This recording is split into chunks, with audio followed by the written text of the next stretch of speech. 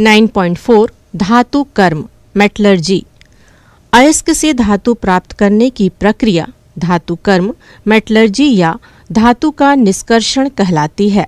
धातु कर्म के 3 चरण होते हैं। पहला, अयस्क का सांद्रण कॉन्सेंट्रेशन ऑफ ओर। दूसरा, धातु का निष्कर्षण एक्सट्रैक्शन ऑफ मेटल। तीसरा, धातु का शुद्धिकरण प्यूरिफिकेशन ऑफ मेटल। भिन्न भिन्न धातुओं के अयस्कों से धातु प्राप्त करने के लिए अलग अलग विधियों का उपयोग किया जाता है। आइए इसे समझें। 9.4.1 अयस्क का सांद्रण कॉन्सेंट्रेशन ऑफ ओर। खदानों से प्राप्त अयस्क में अत्यधिक मात्रा में मिट्टी, रेत, पत्थर तथा अन्य अशुद्धियां पाई जाती हैं, जिसे अधात्री या गैंग कहते हैं। अयस्क से धातु प्राप्त करने के लिए इन अशुद्धियों को अलग करना आवश्यक है। इसे अयस्क का सांद्रण कहते हैं। आइए अयस्क के सांद्रण की कुछ सामान्य विधियों के बारे में जानें। पहला, गुरुत्व पृथक्करण विधि ग्रेविटी सेपरेशन मेथड। जब अयस्क तथा अधात्री के आपेक्षिक घनत्वों में अंतर होता है, तब अयस्क के सांद्रण के लिए इस विधि का उपयोग किया जाता है। इस विधि में अयस्क को बारीक पीसकर पानी की धारा प्रवाहित कर हिलाया जाता है, जिससे अयस्क के भारी कण नीचे बैठ जाते हैं एवं अशुद्धियां ऊपर तैरने लगती हैं, जिन्हें अलग कर लिया जाता है, अथवा ये पानी की धारा के साथ बहकर अलग हो जाती हैं। चित्र 3। प्रायः कार्बोनेट तथा ऑक्साइड अयस्कों के सांद्रण के लिए इस विधि का प्रयोग किया जाता है। हेमेटाइट अयस्क का सांद्रण इस विधि से किया जाता है। दूसरा, चुंबकीय पृथक्करण विधि मैग्नेटिक सेपरेशन मेथड। अयस्क में चुंबकीय पदार्थ उपस्थित होने पर इस विधि का उपयोग किया जाता है। इस विधि में अयस्क को बारीक पीसकर चुंबक पर चलने वाले रबर के पट्टे कन्वेयर बेल्ट पर डाला जाता है। अचुंबकीय पदार्थ पट्टे के ऊर्ध्वाधर होते ही गिर जाते हैं, परंतु चुंबकीय पदार्थ पट्टे पर तब तक चिपके रहते हैं जब तक कि वह चुंबक के प्रभाव से बाहर नहीं हो जाते। इस प्रकार 2 ढेर मिलते हैं, एक चुंबकीय पदार्थ का और दूसरा अचुंबकीय पदार्थ का। चित्र 4। इस विधि का उपयोग टिन के अयस्क SnO2 में उपस्थित चुंबकीय अशुद्धियों को पृथक करने हेतु किया जाता है। तीसरा, झाग उत्प्लावन विधि फ्रोथ फ्लोटेशन प्रोसेस। सल्फाइड अयस्क के सांद्रण के लिए इस विधि का उपयोग किया जाता है। इस विधि में बारीक पिसे सल्फाइड अयस्क में पाइन तेल तथा जल मिलाकर उसमें अधिक दाब पर वायु प्रवाहित की जाती है, जिस कारण झाग उत्पन्न होती है। सल्फाइड अयस्क के कणों पर तेल की एक परत बन जाती है, जिसके कारण हवा के बुलबुले इससे चिपक जाते हैं।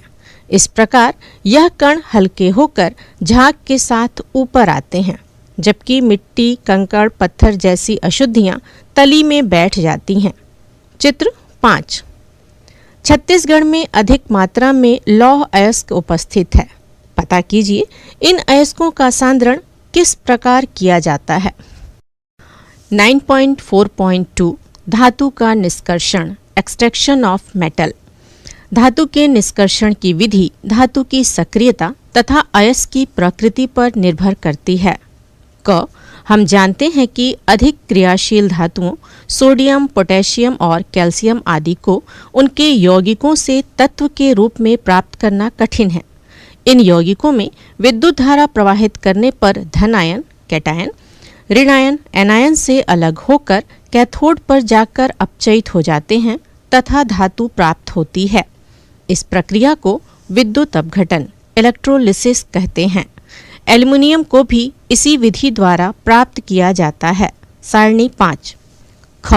मध्यम और निम्न क्रियाशील धातुओं को उनके ऑक्साइड, सल्फाइड या कार्बोनेट अयस्कों से रासायनिक अपचयन विधि द्वारा प्राप्त किया जाता है। कुछ कम या निम्न सक्रिय धातु जैसे पारा को उसके ऑक्साइड या सल्फाइड से केवल गर्म करके प्राप्त किया जा सकता है। अन्य धातुओं के सल्फाइड, ऑक्साइड तथा कार्बोनेट के लिए 2 प्रमुख पदों का उपयोग किया जाता है, जिससे अयस्क से धातु का अपचयन सरलता से हो सके। 9.4.2.1 धातुओं के सल्फाइड या कार्बोनेट अयस्क का ऑक्साइड में परिवर्तन। धातुओं के सल्फाइड या कार्बोनेट अयस्क को ऑक्साइड में परिवर्तित करने की विधियां उसमें उपस्थित अशुद्धियों पर निर्भर करती हैं। पहला, सांद्रित सल्फाइड अयस्क को जब वायु या ऑक्सीजन की उपस्थिति में उसके गलनांक से कम तापक्रम तक गर्म किया जाता है, तब यह प्रक्रिया भर्जन रोस्टिंग कहलाती है। इस क्रिया में अशुद्धियां वाष्पित हो जाती हैं, जिस कारण धातु के यौगिक के अपचयन में सरलता होती है। भर्जन मुख्यतः सल्फाइड अयस्कों का किया जाता है। Twice ZnS plus thrice O2 गर्म करने पर twice ZnO plus twice SO2 gas.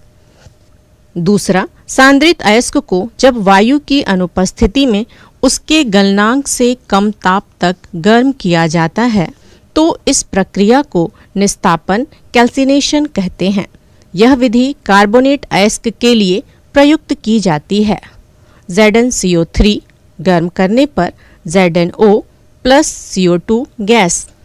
Carbonate अयस्कों को गर्म करने पर वे विघटित होकर कार्बन डाइऑक्साइड गैस मुक्त करते हैं तथा धातु का ऑक्साइड प्राप्त होता है। 9.4.2.2 धातुओं के ऑक्साइड का धातुओं में अपचयन। अयस्कों के ऑक्साइड में परिवर्तन के पश्चात धातुओं के ऑक्साइड का अपचयन किया जाता है। धातु ऑक्साइड को अपचायक तथा गालक के साथ मिलाकर गर्म किया जाता है, तब धातु द्रव अवस्था में प्राप्त होती है। इस प्रक्रिया को प्रगलन स्मेल्टिंग कहते हैं। गालक सरलता से न पिघलने वाली अशुद्धियों को हटाने में सहायता करते हैं। प्रगलन प्रक्रिया दो प्रकार से की जाती है। पहला, कार्बन अपचयन विधि, कार्बन रिडक्शन मेथड। भर्जित या निस्तापित अयस्क को कोक या कार्बन के साथ वात्या भट्ठी ब्लास्ट फर्नेस में उच्च ताप 700 डिग्री सेल्सियस से 1800 डिग्री सेल्सियस तक गर्म किया जाता है, जिससे धातु अपचयित होकर पिघली अवस्था में प्राप्त होती है। ZnO प्लस C गर्म करने पर Zn प्लस CO गैस। दूसरा, रासायनिक अपचयन विधि, केमिकल रिडक्शन मेथड। सक्रियता श्रेणी में ऊपर स्थित धातु अपने से नीचे स्थित धातु को उसके लवण के विलयन से विस्थापित कर देती है। इस सिद्धांत का उपयोग कर विस्थापन विधि द्वारा धातु को पृथक किया जाता है। हमने पूर्व में देखा है कि कॉपर सल्फेट के विलयन में आयरन या जिंक चूर्ण डालने पर कॉपर विस्थापित हो जाता है। CuSO4 plus Fe is equal to FeSO4 plus Cu। CuSO4 plus Zn is equal to ZnSO4 plus Cu। क्या आप जानते हैं इस विधि द्वारा किन किन धातुओं का निष्कर्षण किया जा सकता है?